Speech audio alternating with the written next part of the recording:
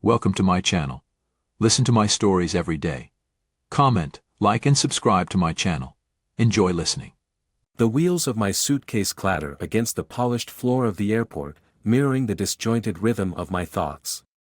My flight home from Seattle, 3 days ahead of schedule, lands me in a world still asleep under the blanket of an early morning haze.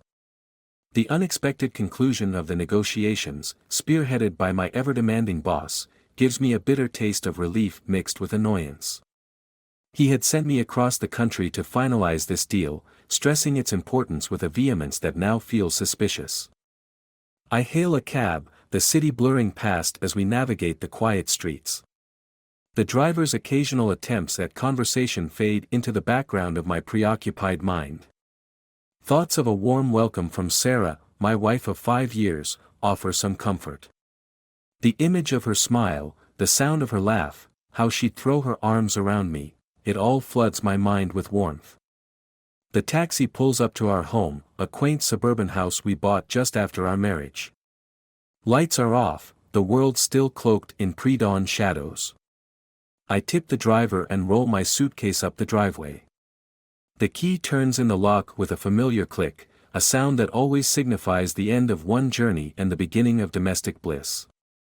However, as I step inside, the silence of the house feels suffocating, unnatural. My hand pauses on the light switch, my senses prickling.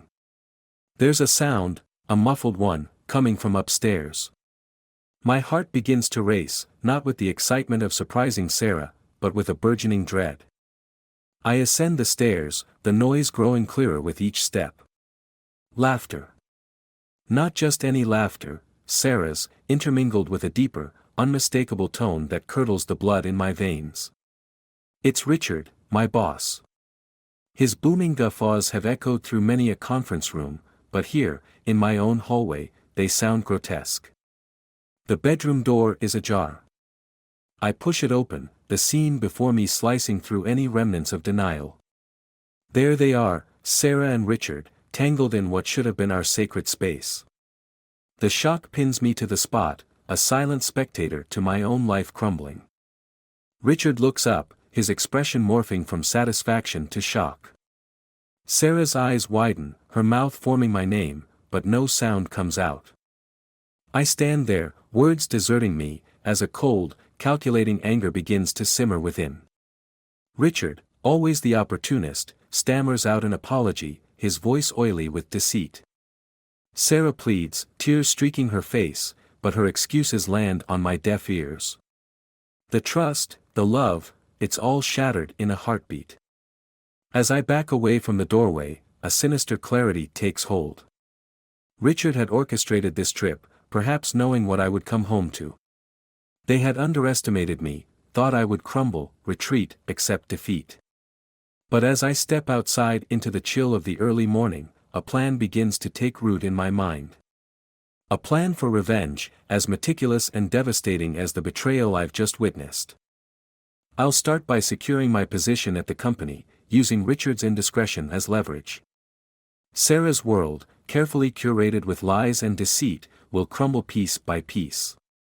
I vow to myself, under the cold scrutiny of the dawn, that by the end of this, she will have nothing left, just as I seemingly do now. The door clicks softly behind me as I leave the house, the broken fragments of my life lying scattered within. The game has just begun, and I am nobody's pawn. The early morning sun barely pierces the thick clouds as I drive to the office, my mind a turbulent storm of betrayal and plotting. As I enter the building, the normalcy of the buzzing lobby, with its clinking coffee cups and casual greetings, feels surreal. I nod to a few acquaintances without stopping, my stride determined and purposeful. Reaching my office, I toss my keys on the desk and fire up my computer. But before I can even settle in, there's a sharp knock on the door. It's Janet, my assistant, her eyes wide with concern. "Everything okay, James? You weren't due back until Thursday," she says, stepping in hesitantly. "I had to cut the trip short," I reply, keeping my voice even. "Could you arrange a meeting with the senior management team for this afternoon? It's urgent." Her brow furrows. "Sure, I'll see who's available. She pauses at the door, looking back, and Sarah? Is she okay with the change? I offer a tight smile, she's fine. Thanks, Janet. Once she leaves, I pull out my phone, scrolling through the contacts until I find the one person I know I can trust, Tom, a colleague from another department who has always been skeptical of Richard's motives. Tom, it's James. Need a favor. Can you dig up anything unusual in the contract negotiations from my trip? Any decisions that Richard pushed through last minute? I ask when he answers. There's a pause. Sure, James. But what's this about? Everything okay with you? Just checking some inconsistencies. I appreciate it, I say, hanging up before he can ask any more. The hours until the meeting crawl by, each minute stretching with unbearable tension.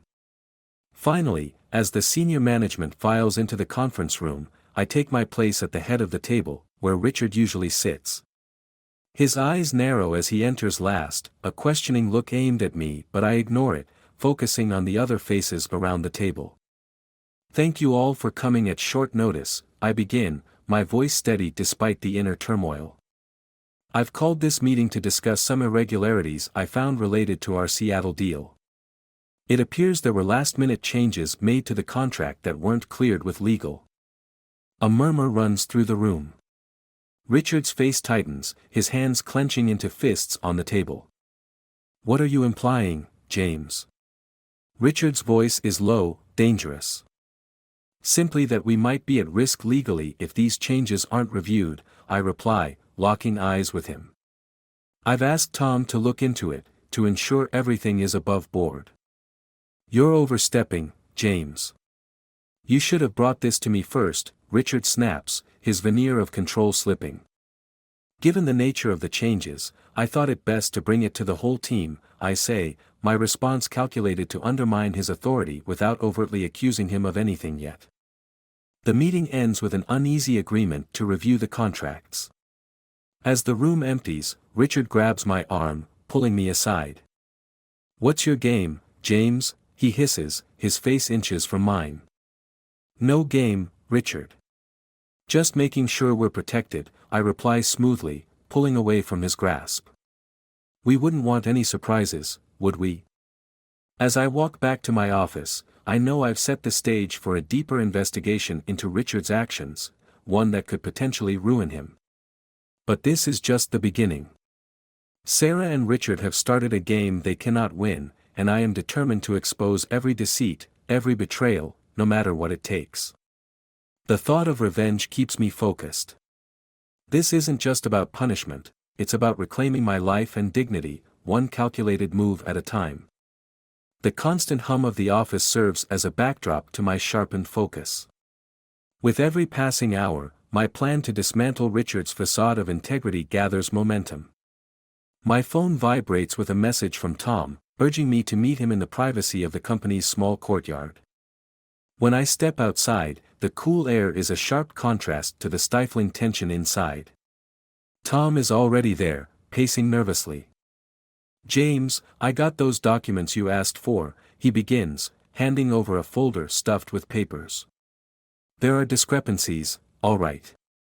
Several last-minute addendums that don't make sense. Looks like Richard bypassed some major legal checkpoints. I leaf through the papers, my mind racing. Any idea why he'd take such risks? Tom shrugs, his expression grim. Power play, maybe. Or something more personal. You might want to look into who benefits from these changes. Thanks, Tom.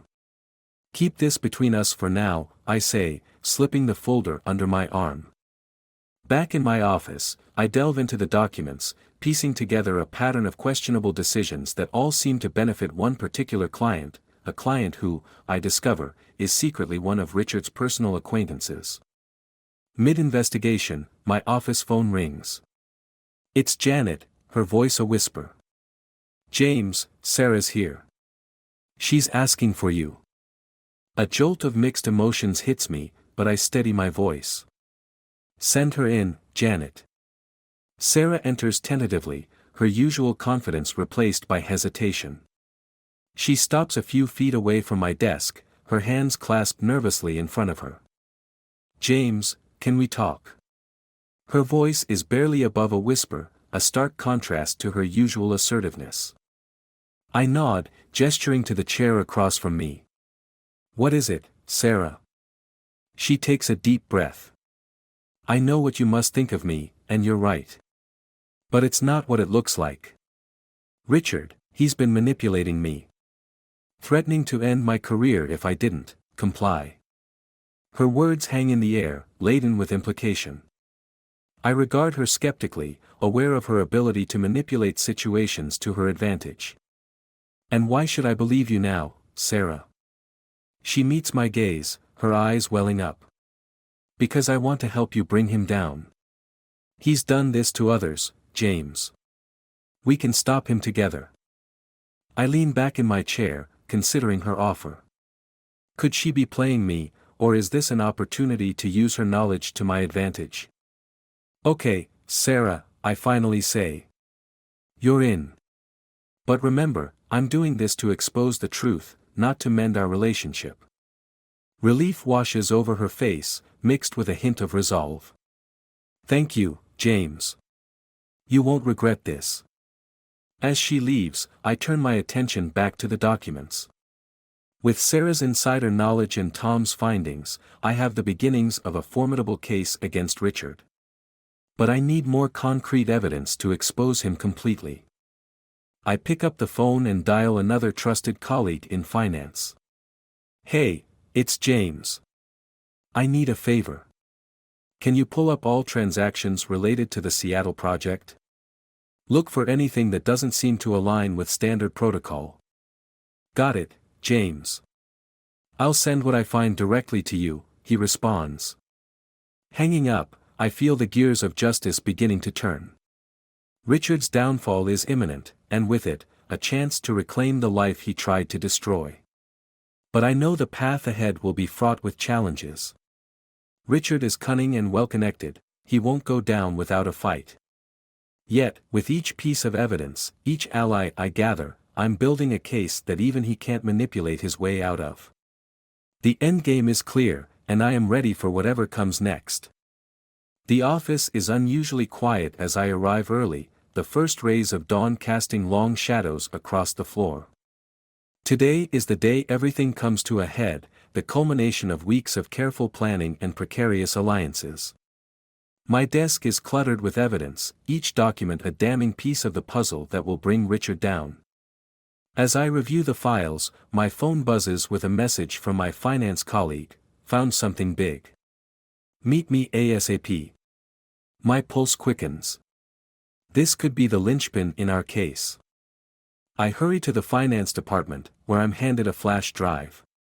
"Check this out," he says, pointing to a transaction record on his screen. Payments to a private account in the Caymans, directly tied to the Seattle deal. And guess whose name is on the account? Richard, I state, more a declaration than a question. Exactly. And there's more. Look at the date stamps.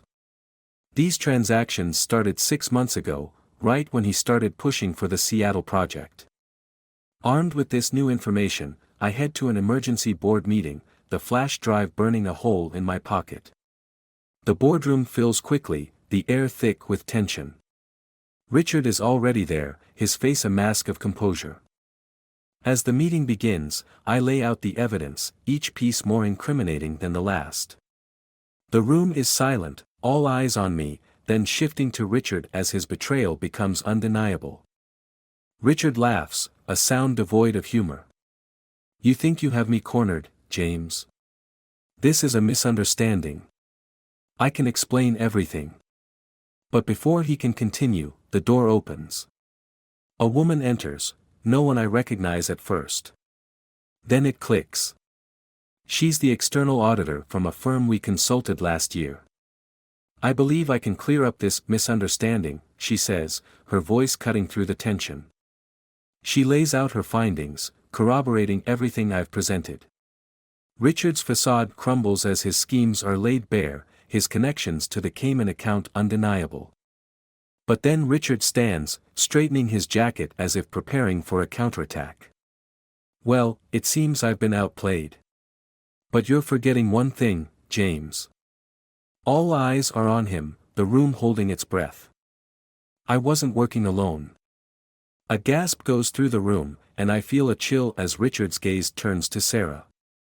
She pales, her eyes widening in shock. Sarah has been my partner in this from the beginning.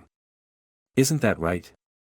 Richard's accusation hangs in the air, heavy and toxic. Sarah stands, her face a mix of fear and defiance. No, that's not true. He's trying to take me down with him. The room erupts into chaos, accusations flying as the board members demand answers. In the confusion, I watch Sarah closely.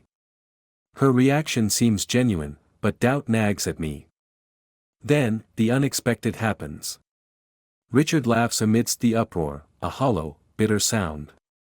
I'm kidding. She had no part in this. I just wanted to see who I could drag down with me. The room quiets, the members of the board staring at him in disbelief. Richard's eyes meet mine, a strange clarity in them. I've lost, James. But let's be honest, did you really win? Look around you. Trust is shattered, relationships broken. Was it worth it? He doesn't wait for an answer. With a resigned nod, he walks out of the boardroom, leaving a stunned silence behind. As the reality of his words sinks in, I realize the victory is hollow.